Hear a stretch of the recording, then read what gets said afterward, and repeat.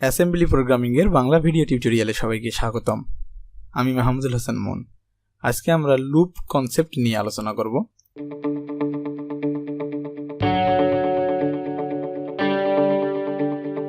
আমরা সচরাচর অনেকগুলো লুপ জানি, যে লুপগুলো হচ্ছে ফর লুপ এবং while loop, do while loop. তো আমি ফর লুপ এবং ডু হোয়াইল লুপ সম্পর্কে কিছু টিউটোরিয়াল আপনাদের দেখানোর চেষ্টা করব। তো সি প্রোগ্রামিংয়ে ফর লুপ কীভাবে কাজ করে, আমরা একটা সংখ্যা ইনপুট নিয়ে 1 থেকে সেই সংখ্যা লেস দ্যান ইকুয়াল পর্যন্ত যদি আমরা প্রিন্ট করি, তাহলে কি করবে? সংখ্যাটি 1 থেকে শুরু করে সেই সংখ্যা পর্যন্ত প্রিন্ট করবে। আমরা যদি 9 নিতাম, তাহলে 1 থেকে 9 ক্রমান্বয়ে এক এক করে বাড়িয়ে প্রিন্ট করতো। তো আমরা একটা স্টেটমেন্টটা একটু খেয়াল করি। ফর স্টেটমেন্টের শুরুতে কি হয়েছে, যে আই এর মানটা 1 ইনিশিয়ালাইজ করে দেওয়া হয়েছে, অর্থাৎ আমার যেখান থেকে শুরু হবে সেটা হচ্ছে 1। কতক্ষণ চলবে বলা আছে, যে আই এর মান এন এর সমান অথবা ছোট থাকলে কাজটা চলবে। যদি আমি বলি এই কন্ডিশনটা ঠিক এরকম করে, যে আই এর মান যদি এন এর চেয়ে বড় হয়ে যায়, তাহলে লুপটি অফ হয়ে যাবে। আসলে কথাটা এরকম নয় যে এন এর চেয়ে ছোট বা সমান থাকলে চলবে, তার মানে এন এর চেয়ে বড় হলে চলবে না। দেন আই এর মান 1 করে বৃদ্ধি করা হয়েছে এবং তারপরে আমরা কি করেছি, প্রতিটাকে প্রিন্ট করে দিয়েছি। তো আসুন সেটা অ্যাসেম্বলিতে কিভাবে করা যায়। অ্যাসেম্বলিতে করতে গেলে ফার্স্ট আমরা কি করব, যে কতক্ষণ পর্যন্ত আমার লুপ চলবে সেটা আমরা ইনপুট নিয়ে নিলাম, এন এর মানটি। ওকে, সি প্রোগ্রামিং এর সঙ্গে মিল রেখে ইন্ট্রাক্টর 21H এর সঙ্গে আমি নিলাম। বাই ডিফল্ট কোনো রেজিস্টারের মধ্যে না রেখে আমরা এলটাকে বিএল এর মধ্যে রেখে দিলাম। দেন কি হয়েছিল, আই ইকুয়াল টু 1 এটা দিয়ে শুরু হয়েছিল না? তো আমরা কাজ করি, এগুলো কিন্তু কাউন্টার রেজিস্টারে রাখতে হয়, ঠিক আছে? কাউন্টার রেজিস্টারের মধ্যে রাখতে হয় আমার লুপটি কতবার চলবে, কি ইনক্রিমেন্ট হবে কিনা। ওকে, তো 1 ইনিশিয়ালাইজ করে দিলাম, যে হ্যাঁ সিএল এর মান 1। তো আমি এখানে 1 দেওয়ার কারণ কি, ক্যারেক্টার 1 দিয়েছি এই কারণে। ক্যারেক্টার 1 যদি আমি না দিতাম তাহলে কি আমার কত দিতে হইতো, ক্যারেক্টার 1 করে তো 49 দিতে হইতো। হ্যাঁ, তাহলে আমাদের একটু বুঝতে অসুবিধা হইতো যে 49 থেকে লুপটি চলতেছে, কিন্তু লুপটি 1 2 3 প্রিন্ট করার কারণটা কি। ওকে, তো যে কারণে আমি সরাসরি কি ক্যারেক্টার 1টাই দিয়ে দিয়েছি। তো চলুন এখন আমরা লুপের মধ্যে যাই। তো আই এর মান 1 যেহেতু হয়ে যায়, তাহলে আমরা ফর লুপের মধ্যে যাই। তো লুপটার নাম আমি ফর দিলাম। এখানে আমরা অন্য কোনো নাম দিতে পারি, A B C D E F G H, যে কোনো কিছু দিতে পারি আমরা। ওকে, যে কোনো একটা লেভেলের নাম দিতে পারি।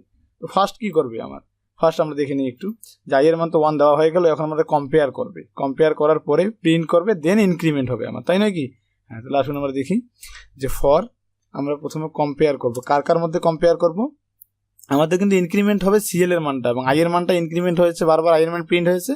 এখানে সিএল এর মানটা বারবার ইনক্রিমেন্ট হবে, সিএল এর মানটা প্রিন্ট হবে। ওকে, তো আমরা তাহলে কম্পেয়ার করতে হবে কার সঙ্গে, আমি যে সংখ্যাটা নিয়েছি তার সঙ্গেই সিএল এর মানটাকে। তাহলে আমি কম্পেয়ার করব সিএল এবং আমার বিএল এর মানটাকে। কি কম্পেয়ার করব?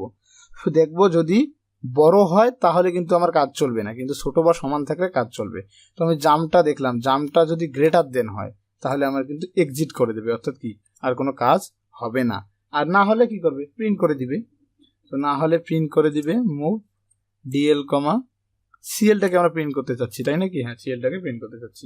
তো ইন্ট্রাক্টর 21H এর সাহায্যে আমরা সিএলটাকে কল করলাম।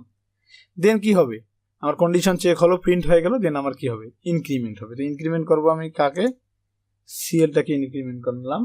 দেন ইনক্রিমেন্ট করার পরে কই চলে যাবে, আবার এই ফর লুপটা চলে যাবে না? তাহলে আমরা আবার ফর লুপে নিয়ে যাব জাম্প করে ফরে। তাহলে কি, যে যদি আমার মান হয় বিএল এর মান 2 হয়, তাহলে 1 প্রিন্ট করার পর দেখবে যে বড় নয়, তাহলে আবার প্রিন্ট করার পরে ইনক্রিমেন্ট হয়ে 2 হবে। 2 প্রিন্ট করার পর যখন দেখবে যে বড় হয়ে গেছে, তখন সে আর প্রিন্ট করবে না। চলুন একটু ইমুলেট করি আমরা এবং রান। যদি আমরা 4 দিই তাহলে